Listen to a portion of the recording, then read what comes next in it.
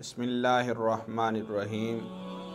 Programme आगाही के साथ मैं हूं आपका मेज़बान मोहम्मद हफ़ीज़ुल्लाह फ़ारूकी। अस्सलामु अलैकुम वरहमतुल्लाहि वबरकातुहू। नहमदुहु व नुसल्ली अला रसूलिहिल करीम। अम्मा बाद फ़अऊज़ु बिल्लाहि मिनश्शैतानिर रजीम। बिस्मिल्लाहिर्रहमानिर्रहीम। व इब्राहीम अल्लज़ी वफ़्फ़ा सदक़ल्लाहु मौलानल अज़ीम। मेरे नाज़रीन, खालिक़े कायनात का फ़ज़ल है कि अल्लाह रब्बुल इज़्ज़त ने हमें सरकार दो आलम सल्लल्लाहु अलैहि वसल्लम की उम्मत के अंदर पैदा फ़रमाया। अल्लाह रब्बुल इज़्ज़त ने अंबिया अलैहिस्सलातु वस्सलाम का एक सिलसिला शुरू फ़रमाया। उन अंबिया अलैहिस्सलाम की लड़ी में जद्दुल अंबिया हज़रत सैयदना इब्राहीम अलैहिस्सलातु वस्सलाम को पैदा फ़रमाया। अल्लाह के नबी हज़रत इब्राहीम अलैहिस्सलाम ऐसे लम्हात में दुनिया में तशरीफ़ लाए जब एक ज़ालिम बादशाह की हुकूमत थी जिसे दुनिया नमरूद के नाम से जानती थी। अल्लाह रब्बुल इज़्ज़त ने इस कायनात में 4 बादशाह ऐसे भेजे जिन्होंने पूरी दुनिया पे हुकूमत की, जिसे हफ्त अक़लीम की हुकूमत कहा जाता है। तो उनमें सबसे पहले अल्लाह के नबी हज़रत सैयदना सुलेमान अलैहिस्सलातु वस्सलाम, जिन्होंने पूरी दुनिया पे हुकूमत की। और आपकी हुकूमत ऐसी थी कि इंसान तो दरकिनार, जानवर भी आपके ताबे थे। इंसान तो दरकिनार, जिन्नात भी आपके ताबे थे। इंसान तो दरकिनार, हवा भी आपके ताबे थी। तो अल्लाह के नबी हज़रत सुलेमान अलैहिस्सलातु वस्सलाम, उनके बाद दूसरा ज़ुल्करनैन बादशाह, तीसरा बुख्त नसर और चौथा नमरूद था। यही नमरूद जिसके दौरे हुकूमत के अंदर खालिक़े कायनात ने एक बच्चे की पैदाइश का प्रोग्राम बनाया। नमरूद को उसके नजूमियों ने इत्तला दी, तेरी सल्तनत के अंदर एक बच्चा पैदा होगा जो तेरी सल्तनत को तहस नहस करके रख देगा। तो नमरूद ने कहा वो कब पैदा होगा, तो उसे बताया गया अनकरीब पैदा होगा। तो नमरूद ने आर्डर दे दिया कि आज के बाद कोई भी नौजवान अपनी बीवी के करीब नहीं जाएगा। यानी उसने ये प्लान तरतीब दिया कि मियाँ और बीवी आपस में मिलेंगे नहीं और फिर बच्चे की पैदाइश नहीं हो सकेगी। एक दिन जब नमरूद ने ये आर्डर दिया तो हज़रत इब्राहीम अलैहिस्सलातु वस्सलाम का जो वालिद था वो नमरूद की फ़ौज का फ़ौजी था। तो उसकी ड्यूटी नमरूद के पास होती थी। दरबार नमरूद के अंदर वो मौजूद थे। और उस वक़्त ये हुआ कि हज़रत इब्राहीम अलैहिस्सलातु वस्सलाम की वालिदा चलती चलती नमरूद के दरबार में आ गई। और उसी मकाम पर मेरे रब को जैसे मंजूर होता है, खालिक़े कायनात जो करना चाहें दुनिया की कोई ताकत उसे नहीं मिटा सकती, दुनिया की कोई ताकत उससे टक्कर नहीं ले सकती। तो मेरे रब को ये मंजूर था। अल्लाह रब्बुल इज़्ज़त की मंजूरी को सामने रखते हुए आज हज़रत इब्राहीम अलैहिस्सलाम के वालिद और वालदा दोनों मियाँ बीवी के हुकूक़ को पूरा करते हैं।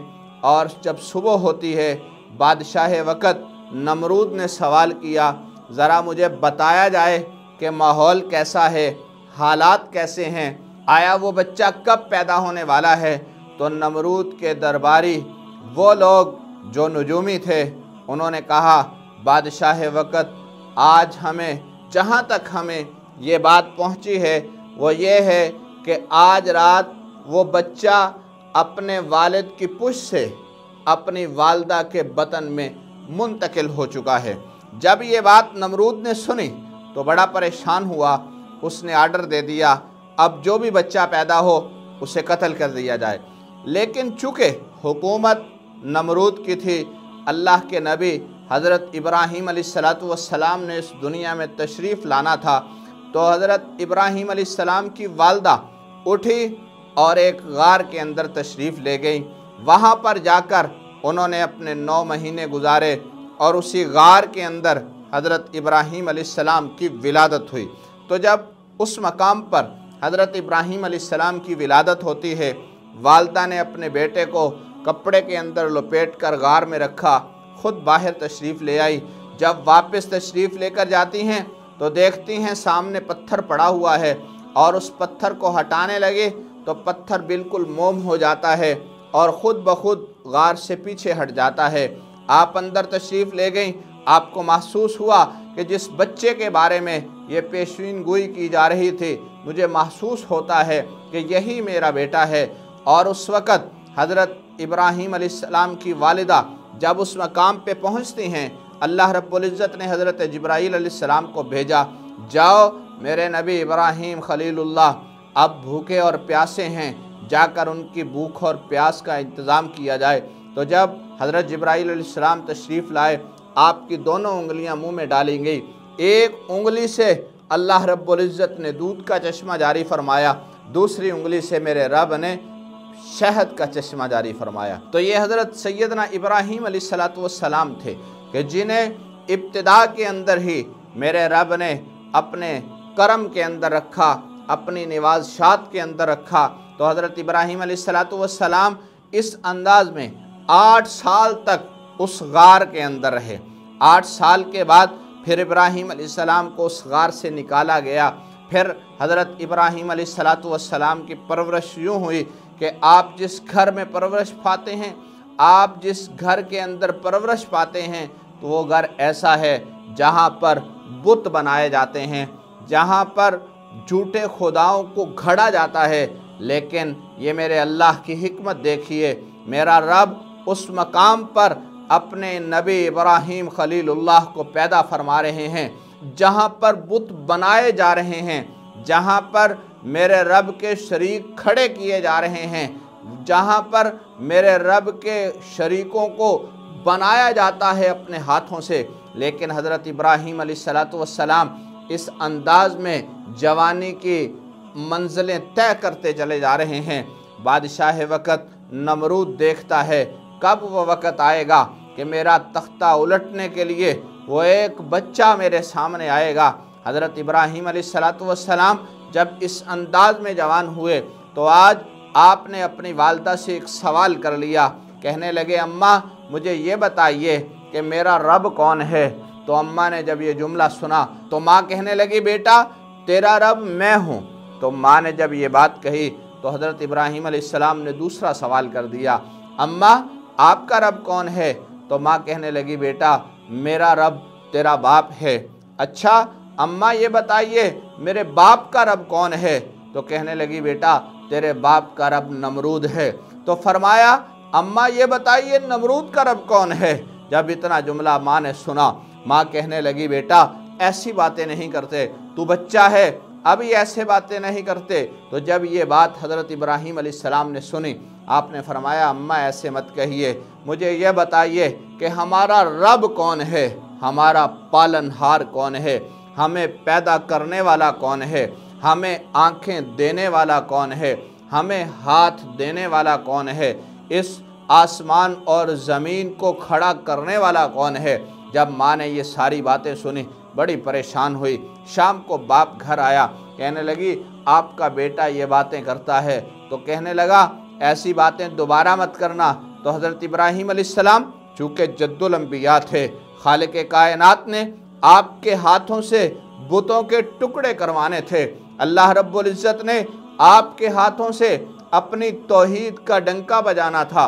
तो खालिक़ कायनात ने इब्तिदा ऐसे अंदाज से की कि नमरूद की हुकूमत में खलबली मच जाती है। तो मेरे नाज़रीन, अल्लाह के नबी हज़रत इब्राहीम अलैहिस्सलातु वस्सलाम आज जिनके नाम पे हम कुर्बानी करते हैं, आज जिनका तज़किरा दरूद इब्राहीमी में नज़र आता है, आज मेरे और आपके आका व मौला हज़रत मुहम्मदुर रसूलुल्लाह सल्लल्लाहु अलैहि वसल्लम जिनकी ज़ात पे हम अपना तन मन धन कुर्बान करने के लिए खड़े हो जाते हैं, वो हस्ती जिन्हें मोहब्बत की निगाह से देखती है, वो हस्ती जिनके बारे में खलीलुल्लाह का लक़ब रखती है, वो हस्ती जिन्हें आला मकाम देती है, उस हस्ती को अगर हम देखते हैं, वो हमें यही तरबियत देती है, वो हमें यही दावत फ़िक्र देती है कि जद्दुल अंबिया हज़रत इब्राहीम अलैहिस्सलाम ने वक़्त के बादशाह नमरूद से टक्कर ली। टक्कर कैसे ली, इसका तज़किरा इंशाअल्लाह आगे प्रोग्राम में आएगा। लेकिन अभी मैं सिर्फ़ इतनी बात कहूँगा कि हज़रत इब्राहीम अलैहिस्सलातु वस्सलाम की पैदाइश ऐसे अंदाज में हुई, मेरा रब है जो चाहता है वो करता है, उसके सामने कोई भी खड़ा नहीं हो सकता। मेरा अल्लाह जब चाहे मैंने किसी को पैदा करना है, दुनिया की कोई ताकत रोक नहीं सकती। मेरा अल्लाह जिस उमूर को सरअंजाम देना चाहे, अल्लाह रब्बुल इज़्ज़त उसे सरअंजाम दे देते हैं और मेरे रब के फ़ैसले को कोई तोड़ नहीं सकता। तो अल्लाह के नबी हज़रत इब्राहीम अलैहिस्सलाम ने बुतों को तोड़ा, हज़रत इब्राहीम अलैहिस्सलाम ने बुतों के टुकड़े किए, हज़रत इब्राहीम अलैहिस्सलातु वस्सलाम ने बुतों को पाश पाश किया। तो आज मुझे और आपको भी यही सबक है कि हम अपने अल्लाह को अपना इलाह और मुश्किल कुशा समझें और रब के अलावा किसी और के सामने जाने से गुरेज करें। यही दावत है, यही हमारा उसूल है, यही हमारा माटो होना चाहिए। इसलिए आज के दौर के अंदर अगर कोई कहे कि हम इस्लामाबाद की सरज़मीन पर मंदिर बनाने जा रहे हैं, अगर कोई मेरा वफाकी वज़ीर खड़ा होकर या मेरा पार्लिमानी सेक्रेटरी खड़ा होकर ये बात कहता है कि हमें मंदिर के बनाने से कोई नहीं रोक सकता, ये इस्लाम है। जब इस्लाम आया, अल्लाह रब्बुल इज़्ज़त ने बाकी सारे अदियान को ख़त्म कर दिया। अल इस्लाम तहदिमु मा काना क़ब्लहु, सरकार दो आलम सल्लल्लाहु अलैहि वसल्लम ने फरमाया, जब इस्लाम आ गया अब पिछले तमाम अदियान का ख़ात्मा हो गया। कोई ईसाईयत नहीं चलेगी, कोई यहूदियत नहीं चलेगी, कोई नसरानियत नहीं चलेगी, इस मकाम पे कोई और मज़हब नहीं चलेगा, सिर्फ़ और सिर्फ मज़हब इस्लाम चलेगा। आज अगर ख्वाजा आसफ असम्बली में खड़ा होकर ये कहता है कि मैं चर्च में नमाज़ पढ़ सकता हूँ, कैसे पढ़ सकते हो मियाँ? तुझे अपने अकीदे का इजहार करना पड़ेगा, तुझे बताना पड़ेगा इस कौम को कि तेरा अकीदा क्या है। ये पाकिस्तान की असम्बली इस्लामी जमहूरिया पाकिस्तान की असम्बली है, इसके अंदर ला वही चलेगा जो कुरान और सुन्नत से होगा, इसमें कानून वही चलेगा जो मेरे रब के फरमान के मुताबिक होगा, मेरे पाक पैगम्बर अलैहिस्सलातु वस्सलाम के फरमान के मुताबिक होगा। अगर कोई कानून कुरान और सुन्नत से मुतसादिम होगा, हम उसे रद्दी की टोकरी में डालेंगे। हम ऐसे कानून को कभी नहीं मानते जो न रब के कुरान से मुत्तफ़िक हो और ना मेरे महबूब अलैहिस्सलाम के फरमान से मुत्तफ़िक हो।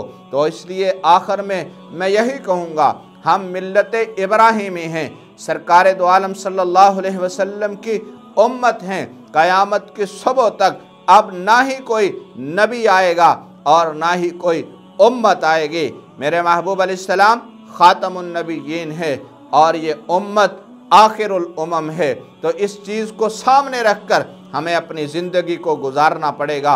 अब मुझे दीजिए इजाज़त, देखते रहिए IMTV। अस्सलामु अलैकुम वरहमतुल्लाह। अगर आपने अभी तक हमारा चैनल सब्सक्राइब नहीं किया है तो फौरन इस सब्सक्राइब के बटन पर क्लिक कर दें और साथ ही बने बेल आइकन पर भी क्लिक कर दें ताकि हमारे चैनल की तरफ से आने वाली तमाम लेटेस्ट अपडेट्स आप तक बर वक्त पहुंच सकें। बहुत शुक्रिया।